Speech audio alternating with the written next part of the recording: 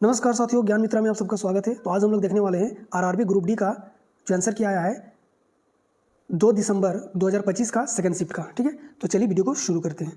देखिए, पहला क्वेश्चन पूछा गया था कि किसी गतिशील वस्तु को विराम अवस्था में लाने के लिए बाह्य बल द्वारा किया गया कार्य कितना होगा। अब वस्तु दो स्थिति में होता है अपना। एक तो स्थिति होता है जो कि एकदम स्टेट है, कॉन्स्टेंट है, वो चल नहीं रहा, यानी कि विराम की अवस्था में। एक अवस्था होता है जब वस्तु मूव कर रहा हो। ठीक है, कोई भी डायरेक्शन में मूव कर रहा है, हम लोग मान लेते हैं कि इस डायरेक्शन में मूव कर रहा है। ठीक है, अब जो वस्तु विराम की अवस्था में है, इस पर एक एनर्जी होता है जिसको हम लोग बोलते हैं पोटेंशियल एनर्जी। जो वस्तु मूव कर रहा है उसमें एक एनर्जी होता है जिसको हम लोग बोलते हैं काइनेटिक एनर्जी। ठीक है, अब वस्तु एक काइनेटिक एनर्जी से मूव कर रहा है इस डायरेक्शन की ओर। अब हमको इस वस्तु को रोकना है, यानी कि इस वस्तु को विराम की अवस्था में लाना है। तो क्या करेंगे, इस पर जो एनर्जी है उसी एनर्जी से ये मूव कर रहा है। यानी कि आपके पास अगर 100 रुपया है तो आप 100 रुपया ही खर्च करोगे। ठीक है, अगर यही 100 रुपया अब हम आपको किसी को बोलेंगे कि इसका ये 100 रुपया खर्च करवा दो, तो क्या करेगा, ये 100 ही रुपया खर्च करेगा, इससे ज़्यादा तो खर्च कर नहीं सकता है। तो ये 100 ही रुपया खर्च करेगा, तो इसके पास क्या हो जाएगा, खाली हो जाएगा, मतलब वो स्थिर हो जाएगा। ठीक है, तो इसी तरह से इसके पास जितना काइनेटिक एनर्जी है, जिस काइनेटिक एनर्जी से जा रहा है, अगर इसी काइनेटिक एनर्जी के अपोजिट में एक फोर्स लगा देते हैं जो कि इसी काइनेटिक एनर्जी के बराबर होगा, तो ये वस्तु रुक जाएगा, विराम की अवस्था में आ जाएगा। यानी कि जो फोर्स लगाया जाएगा, बाहरी बल जो लगाया जाएगा, वो इसी काइनेटिक एनर्जी के बराबर ही होगा। यहाँ पे ऑप्शन में भी आपको दे रखा था कि इट्स काइनेटिक एनर्जी, यानी कि जो फोर्स लगेगा इसके काइनेटिक एनर्जी के बराबर ही होगा। ठीक है, इसका करेक्ट आंसर हो जाएगा बी नंबर का। अगला क्वेश्चन पूछा गया था कि निम्नलिखित में से कौन प्रजनन स्वास्थ्य बनाए रखने के लिए सहायता करता है। तो प्रजनन स्वास्थ्य हो, आपका नॉर्मल जो हेल्थ स्वास्थ्य हो, ठीक है, इन सब को ठीक करने के लिए आपको क्या होना चाहिए, जंक फूड क्या खाने से आपको हेल्थ रहो, प्रजनन रहो, सब में बर्बादी कर देगा आपका। तो जंक फूड तो बहुत ही फालतू चीज़ है। हेल्थ एजुकेशन जो कि बहुत ही अच्छा चीज़ है, हेल्थ एजुकेशन हर चीज़ के बारे में होना चाहिए, और मेडिकल केयर। ठीक है, तो इसका करेक्ट आंसर हो जाएगा कौन सा, हेल्थ एजुकेशन और मेडिकल केयर होना बहुत जरूरी है इसका। ठीक है, चलिए अगला क्वेश्चन जो पूछा गया था उसमें है कि स्टेथोस्कोप जो डॉक्टर अपने कान में लगाता है और जो पल्स रेट चेक करता है हृदय का या फिर नाड़ी का, तो ये जो इसको स्टेथोस्कोप कहा जाता है। ठीक है, का कार्य सिद्धांत क्या है, तो हम आपको बताए थे कि स्टेथोस्कोप जो होता है खोखला पाइप से बना होता है इस तरह से। ठीक है, अब यहाँ पे जब साउंड आता है तो ये जो पाइप होता है यहाँ पे इसका ऑप्टिकल लगा होता है। ठीक है, तो यहाँ पे जब पल्स जो आता है, वैसे हृदय का धड़कन जो होता है, तो ये यहाँ पे मल्टीपल रिफ्लेक्शन होता है। ठीक है, और फिर फाइनली उसके डॉक्टर के कान तक पहुँचता है। तो इसका किस सिद्धांत पे कार्य करता है, ये करता है रिफ्लेक्शन ऑफ साउंड के सिद्धांत पे कार्य करता है। अगला क्वेश्चन है निम्नलिखित में से कौन सा कथन अवतल लेंस के लिए सही है। तो अवतल लेंस बोलो या फिर उत्तल दर्पण बोलो, उत्तल दर्पण, और इसी के अपोजिट में बोलो उत्तल लेंस बोलो या फिर अवतल दर्पण बोल दो। ठीक है, तो जो अवतल लेंस का जो प्रॉपर्टी होता है वही होता है उत्तल दर्पण का। ठीक है, तो अगर जस्ट अपोजिट कर दोगे तो हम लोग नॉर्मली हम लोग जानते हैं लेंस से बेटर होता है कि आप दर्पण समझ लो। अगर दर्पण समझ लिया तो लेंस। तो उत्तल दर्पण में क्या जानते हैं कि वस्तु कैसे बनता है। यहाँ पे पूछा क्या गया कि निम्नलिखित में से कौन सा कथन अवतल लेंस के लिए सही है। तो वस्तु जो बनता है ये सीधा बनेगा, उत्तल दर्पण में सीधा बनता है, और जहाँ भी सीधा बनेगा यानी कि वो वर्चुअल होगा, यानी कि काल्पनिक होगा। तो ये सीधा बनेगा, जो इसका जो इमेज होगा सीधा बनेगा, काल्पनिक बनेगा। ठीक है, काल्पनिक बनेगा यानी कि वर्चुअल बनेगा। तो अब देख लो, इमेज इज ऑलवेज वर्चुअल, यानी कि ये काल्पनिक बनता है। इरेक्ट यानी कि सीधा बनेगा, and the same side of the object, same side of the object, जिधर ऑब्जेक्ट रहेगा हम लोग उत्तल लेंस में कहाँ रखते हैं, जिधर इमेज रहता है उधर, जिधर वस्तु रहता है उधर ही इमेज बनता है। ठीक है, उसी डायरेक्शन बनता है। तो इसका आंसर क्या हो जाएगा, 1 नंबर का। बाकी तीनों पढ़ोगे तो उतना सही नहीं होगा ये सब। ठीक है, चलिए नेक्स्ट क्वेश्चन है निम्नलिखित में से कौन सा अल्कोहल सामान्यतः ईंधन या ईंधन योजक के रूप में कार्य करता है। तो आप लोग को पता होगा इथानॉल, अभी जो है प्रेजेंट टाइम में इथानॉल जो पेट्रोल में मिलाया जाता है, इथानॉल वो 5% से लेकर के 10% इंडिया में अभी मिलाया जा रहा है। ये 10% ही मान के चलो, 10% मिलाया जा रहा है, और अभी 1 अप्रैल 2026 से ये 20% करने का विचार किया जा रहा है। ठीक है, तो ये कौन सा हो जाएगा आपका, इथानॉल हो जाएगा इसका करेक्ट आंसर। निम्नलिखित में से कौन सा कथन धातुओं के एक सामान्य भौतिक गुण का सही वर्णन करता है। तो सही वर्णन करता है, यहाँ पे 4 ऑप्शन आपका दे रखा था। Metal are poor conductor of heat and electricity, नहीं, गुड कंडक्टर होता है, पुअर कंडक्टर नहीं होता। Metal have low melting point and boiling point, नहीं, मेटल का हाईली मेल्टिंग पॉइंट और हाईली बॉइलिंग पॉइंट होता है। Metal are generally brittle and breaks easily when hammered, नहीं, मेटल जल्दी ना तो ब्रेक करता है और ना ही ब्रिटल होता है। ठीक, यानी कि भंगुर ये नहीं होता है। मेटल आर सोनरस एंड, यहाँ पे शायद ये स्पेलिंग थोड़ा गलत लिखा गया है, तो धातुएं आघात करने पर ध्वनि उत्पन्न करते हैं, ये सही हो जाएगा इसका। ठीक है, ये डी नंबर का इसका करेक्ट आंसर हो जाएगा। ठीक है, अगला क्वेश्चन है, जब लेड नाइट्रेट को पोटेशियम आयोडाइड के साथ अभिक्रिया कराया जाता है तो यौगिक X का पीला अवक्षेप बनता है। यौगिक X की पहचान कीजिए। तो यौगिक X जो है उसको आपको बनाना पहचान करना था। तो आप लोग को पता होगा, यहाँ पे लिखे हुए हैं रिएक्शन देखिए। जब लेड नाइट्रेट को पोटेशियम आयोडाइड के साथ अभिक्रिया करवाते हैं तो ये जो लेड है, लेड किसके साथ, आयोडीन के साथ जाके रिएक्शन कर जाएगा और पोटेशियम नाइट्राइट बाहर आ जाएगा। ठीक है, तो बोला पीला अवक्षेप बनता है। तो पीला अवक्षेप किसके साथ बनता है, तो लेड, ये सॉलिड होता है। ठीक है, तो लेड आयोडाइड के साथ पीला अवक्षेप बनता है, यानी कि इसका करेक्ट आंसर क्या हो जाएगा, इसका हो जाएगा लेड आयोडाइड, इसका सही जवाब हो जाएगा। ठीक है, लेड आयोडाइड का पीला अवक्षेप बनता है।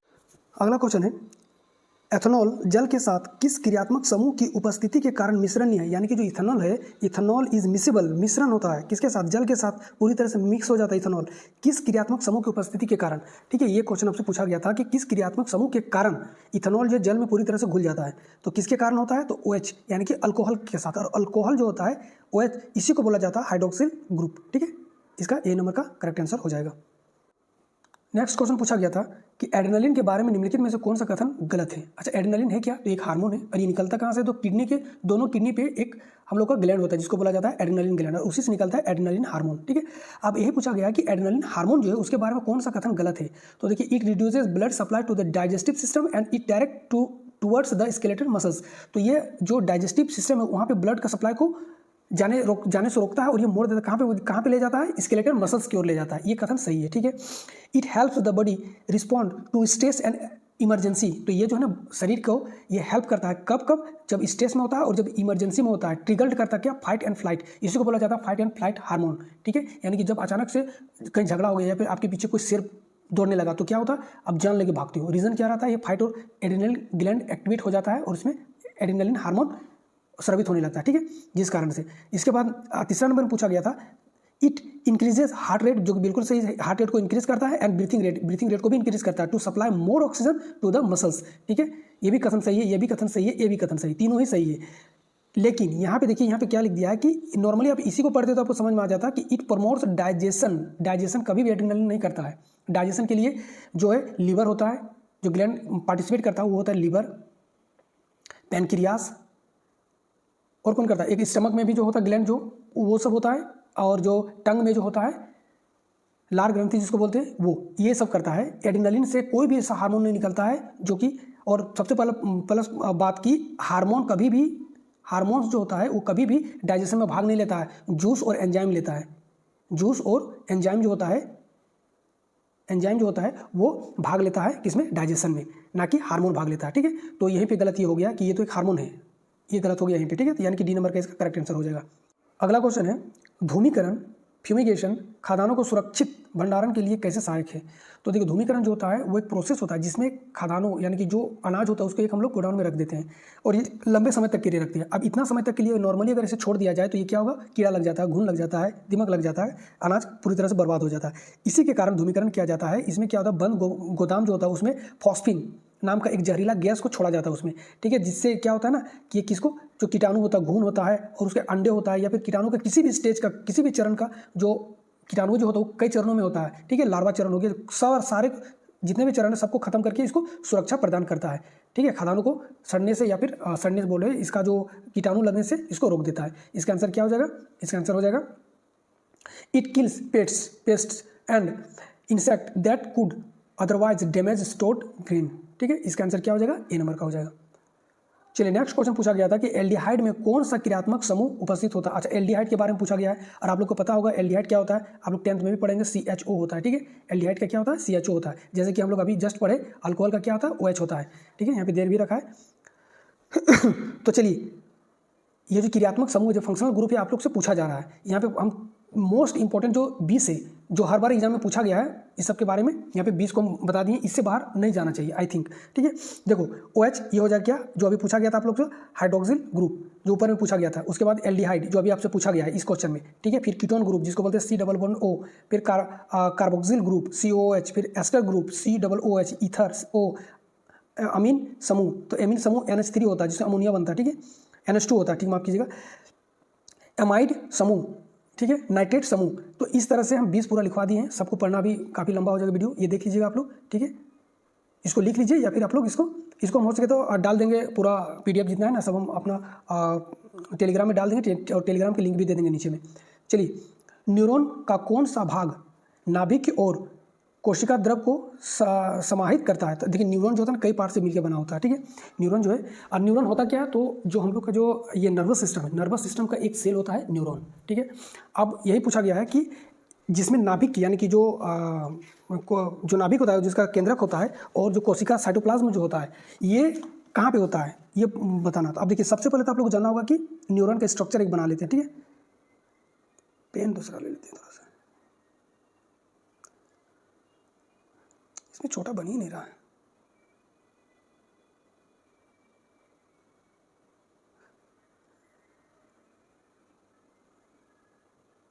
तो इस तरह से कुछ न्यूरॉन होता है, ठीक है। अभी पूरा बना नहीं है।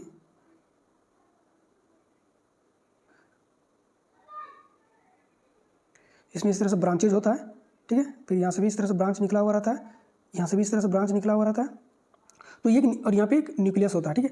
तो ये जो होता है न्यूरॉन का स्ट्रक्चर, ठीक है, कुछ इस तरह से होता है। हम इतना अच्छा से बना नहीं पाए, आप लोग एक बार वीडियो में गूगल में सर्च कीजिएगा, न्यूरॉन का स्ट्रक्चर आ जाएगा, ठीक है।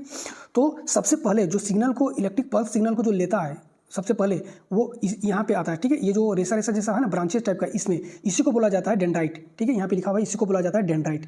तो ये वाला हो गया डेंड्राइट। अब यहाँ पे देखिए, इस तरह से षष्ठकोण जैसा बना हुआ है, और इसी पे यहाँ पे होता है केंद्रक, और यहाँ पे होता है साइटोप्लाज्म, और इसी को बोला जाता है सेल बॉडी। कहाँ है सेल बॉडी? जो आपके आंसर जो हो जाएगा, ये हो जाएगा सेल बॉडी, ठीक है, कोशिका शरीर, ये हो जाएगा इसका करेक्ट आंसर, ठीक है।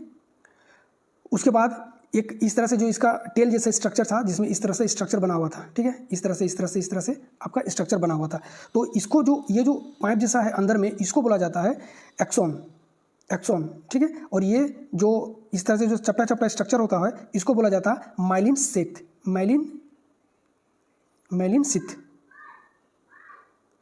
ठीक है। और सबसे अंत में यानी कि इस जगह पे फिर इस तरह से ब्रांचेज होता है, ठीक है, और इस तरह से रेसा बहुत सारा निकला हुआ रहता है, और ये इस तरह से रहता है, ठीक है। तो इसको जो बोला जाता है, इसको बोला जाता है सिनेप्टिक नोब्स। ये वाला, ये जो होता है, जैसे इसको बोला जाता है सिनेप्टिक, यहाँ पे लिखा नहीं रहा ढंग से, सिनेप्टिक नोब्स बोला जाता है। आप लोग एक बार गूगल में सर्च मार के इसको देख लेना, समझ में आ जाएगा। और यहाँ पे आपको बोला, जहाँ पे नाभिक और कोशिका द्रव रहता है, इसको क्या बोला जाता है? सेल बॉडी बोला जाता है, ठीक है।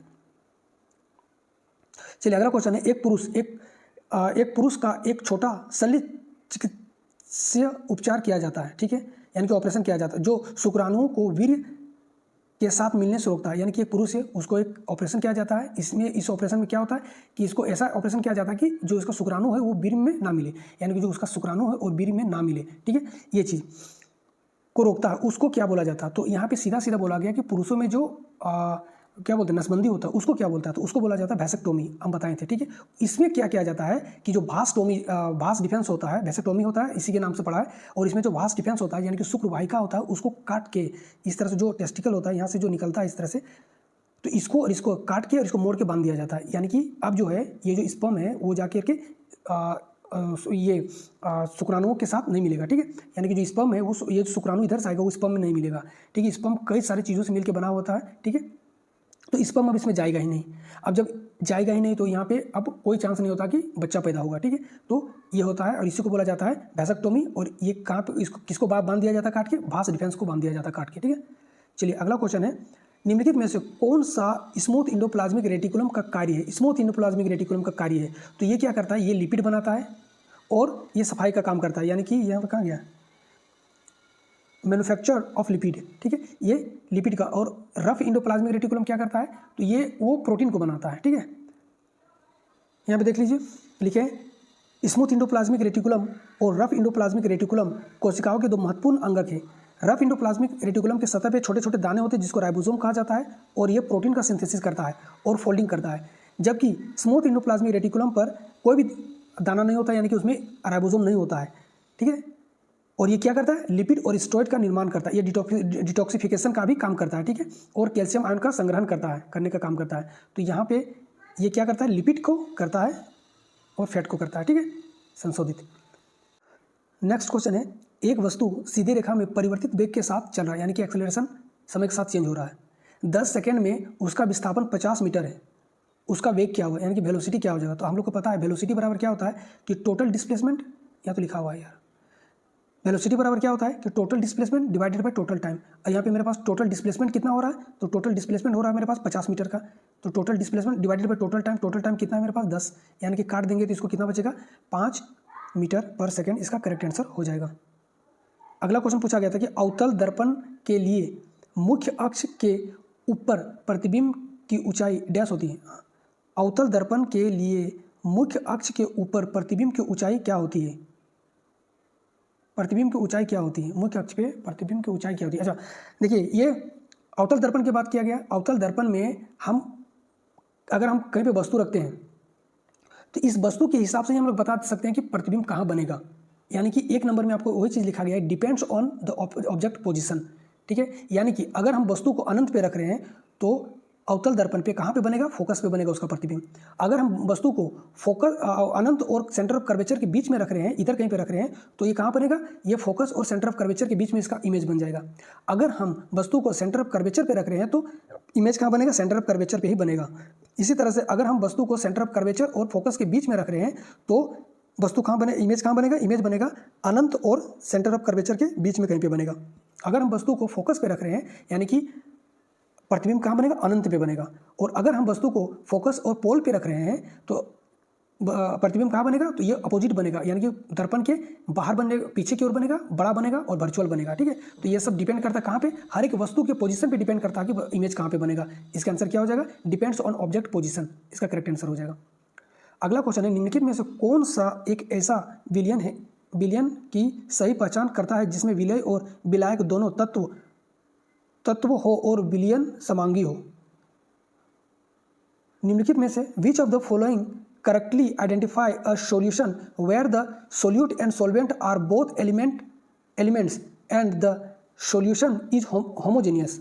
अच्छा ठीक समझ में आ गया। देखिए क्या बोला गया है कि कार्बन डिजॉल्व इन वाटर, कभी भी कार्बन क्या डिजॉल्व होता है? वाटर में नहीं होता है। और यहाँ होमोजीनियस का भी बात किया गया, यानी कि जो भी सोल्यूट हम डाल रहे हैं सॉल्वेंट में वो पूरी तरह से डिजॉल्व हो जाएगा। ठीक है, होमोजीनियस तो यही कहता है। ठीक है, कार्बन कभी भी वाटर पे यानी कि पानी के साथ पूरी तरह से डिजॉल्व नहीं होता है, बुलबुला होने लगेगा। ठीक है, हम लोग आप नॉर्मली आप डुबकी मारो तालाब में, और जब आप कार्बन डाइऑक्साइड छोड़ोगे नाक से तो कभी डिजॉल्व नहीं होता, वो बुलबुला के रूप में ऊपर चल जाता है, फिर एयर में जाके फिर मिल जाता है। ठीक है, तो ये तो होने से रहा। शुगर डिजॉल्व इन वाटर, बिल्कुल शुगर डिजॉल्व इन वाटर।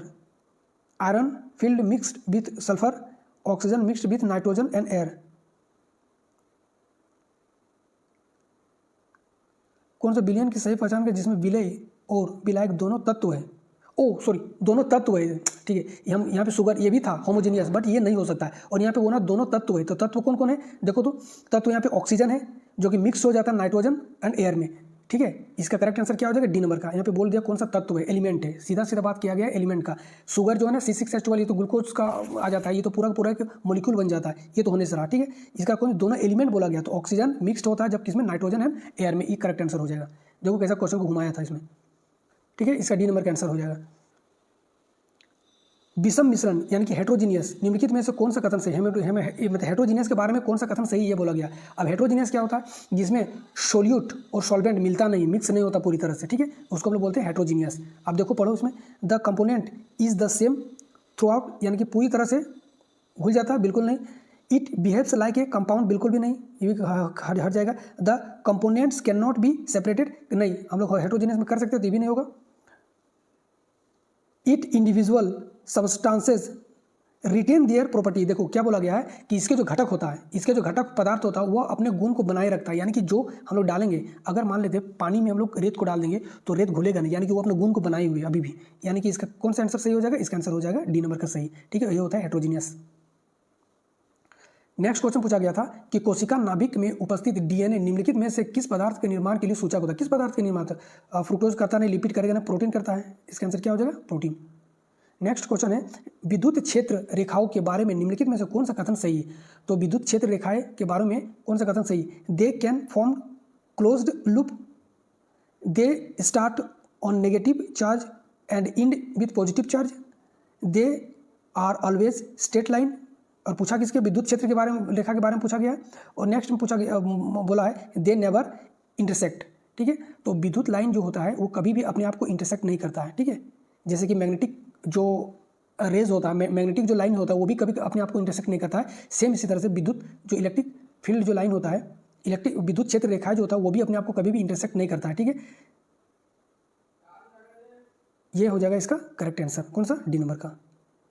ये थोड़ा सा हमको इधर ही बनाना था, ये दूसरा पेज में आ गया इसलिए थोड़ा सा गड़बड़ हो रहा है। चलिए नेक्स्ट, निम्नलिखित में से कौन सी राशि द्रव में डूबे हुए पिंड पर लगने वाले उत्प्लावन बल को प्रभावित नहीं करता है, नहीं करता है, नहीं करता है, यहाँ पे बोला गया, ठीक है। अब आपको पता होगा कि जो बॉयलेंट फोर्स होता है, यहाँ पे देखो इसका फॉर्मूला भी लिख दिए हैं, ठीक है, कि जो बॉयलेंट फोर्स होता है वो जो लिक्विड का जो डेंसिटी होता है, फ्लूइड का जो डेंसिटी होता है, और जो वॉल्यूम होता है किसका, सबस्टेंस का, जो निकालता है जितना लिक्विड को उसके वॉल्यूम के, और ग्रेविटेशनल फोर्स के, ये सब के इसमें इन्वॉल्व होता है। बाकी अब तुम देख लो यहाँ पे क्या आ गया, यहाँ सारा लिखा हुआ है, इसको देखो क्या होता है, fluid, density of fluid, density of fluid, ये सही है, ठीक है, ये तो होने से रहा।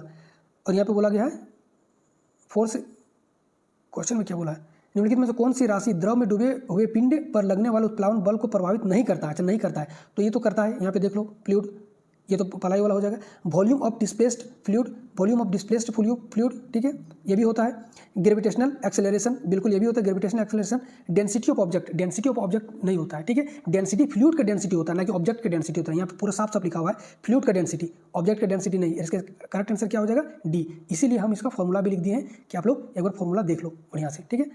बॉयलेंट फोर्स क्या होता है, ये तो बॉयलेंट फोर्स हो गया डेंसिटी ऑफ लिक्विड, ना कि डेंसिटी ऑफ बॉडी का होता है, ठीक है, लिक्विड का होता है। वॉल्यूम ऑफ सबस्टेंस ऑब्जेक्ट, जो सबस्टेंस जिसमें डालेंगे वो उसका वॉल्यूम के बराबर, और एक्सेलरेशन ड्यू टू ग्रेविटी, और ग्रेविटी के बराबर होता है। बाकी जो भी है उसको हटा देना। चलिए नेक्स्ट क्वेश्चन है, एक कार है जो विराम से चलना शुरू करता है, यानी कि U0 कर दिया है, चलना शुरू करता है, और 4 सेकंड में, यानी कि टाइम बराबर दे रखा है 4 सेकंड, 4 सेकंड में 20 मीटर प्रति सेकंड, यानी कि इसका वेलोसिटी कितना है, फाइनल वेलोसिटी बराबर हो जाएगा 20 मीटर पर सेकंड की। तो इसका एक्सेलरेशन बताना है, यानी कि त्वरण बताना है। तो हम लोग को पता है, तो त्वरण बराबर क्या होता है, final velocity minus initial velocity divided by time होता है। तो फाइनल वेलोसिटी मेरे पास कितना दे रखा है, 20 मीटर पर सेकंड, तो 20 इनिशियल वेलोसिटी 0 हो जाएगा, 0 डिवाइडेड बाय टाइम मेरे पास दे रखा है 4, ये 0 से हट जाएगा पूरी तरह से, ये 4 से काटेंगे तो कितना आ जाएगा 5, यानी कि 5 मीटर पर सेकंड स्क्वायर इसका करेक्ट आंसर हो जाएगा। कहाँ पे, 5 मीटर पर सेकंड स्क्वायर इसका सही जवाब हो जाएगा। चलिए नेक्स्ट क्वेश्चन है, निम्नलिखित में से कौन सा फसल संरक्षण की जैविक विधि है, ठीक है, फसल संरक्षण की जैविक विधि है।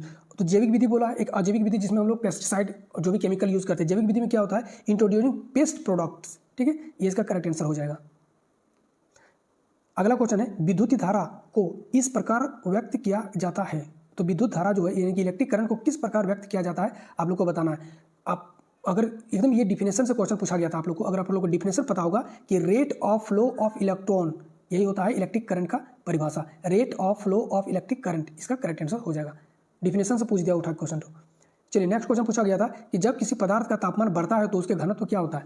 तो देखिए जैसे जैसे तापमान हम लोग बढ़ाएंगे ना, किसी भी पदार्थ का तापमान, पदार्थ यहाँ पर पूछा गया है, ठीक है, किसी भी एलिमेंट में हम लोग अगर टेम्परेचर हाई करते हैं तो क्या होगा कि उसके जो बीच का जो एटम जो होता है उसमें कंपन होने लगेगा ज़्यादा तेजी से, ठीक है, और इसके बीच का इंटरमोलिकुलर गैप जो होता है ना वो ज़्यादा हो जाएगा, जिस कारण से इसके बीच में फिर मूवमेंट ज़्यादा होने लगेगा। और जैसे जैसे इसके बीच का एक एटम जब पैक्ट रहता है दूसरे एटम के साथ, तो पूरी तरह से दबा हो रहा था, तो इसका डेंसिटी हाई रहता है। जैसे जैसे इसके बीच में गैप बनता जाता है इसका डेंसिटी कम होने लगता है, ठीक है, इसका डेंसिटी कम होने लगता है। यानी कि डेंसिटी का फॉर्मूला क्या है कि किसी भी एक पर्टिकुलर एरिया ले लो किसी भी मैटर का, अब उसमें देखो कि इसमें एटम का कितना मात्रा है, कितना एटम है, जैसे कि पिक्सल जो फोटो खींचते उसमें कितना पिक्सल है, आप लोग इसमें समझ में आएगा। तो जितना ज़्यादा पिक्सल होगा उतना बढ़िया फोटो आएगा। इसी तरह से जितना ज़्यादा एटम होगा उतना उसका डेंसिटी हाई होगा, जितना कम होगा एटम उतना उसका डेंसिटी कम होगा। इसी तरह जितना कम होगा उसका पिक्सल, वो फोटो उतना फेड आ जाएगा, यानी कि खराब आएगा। तो ये चीज़ यहाँ पे, यानी कि इसका जो डेंसिटी है वो धीरे धीरे घटने लगेगा, डिक्रीज डेंसिटी डिक्रीज करने लगेगा, इसका बी नंबर का सही हो जाएगा। तो ये आज का लास्ट क्वेश्चन था। वीडियो कैसा लगा आप लोग जरूर बताइएगा। अगर वीडियो अच्छा लग रहा है तो प्लीज़ चैनल को लाइक शेयर और सब्सक्राइब कर लीजिएगा। वीडियो देखने के लिए थैंक यू। तब तक के लिए जय हिंद, जय भारत।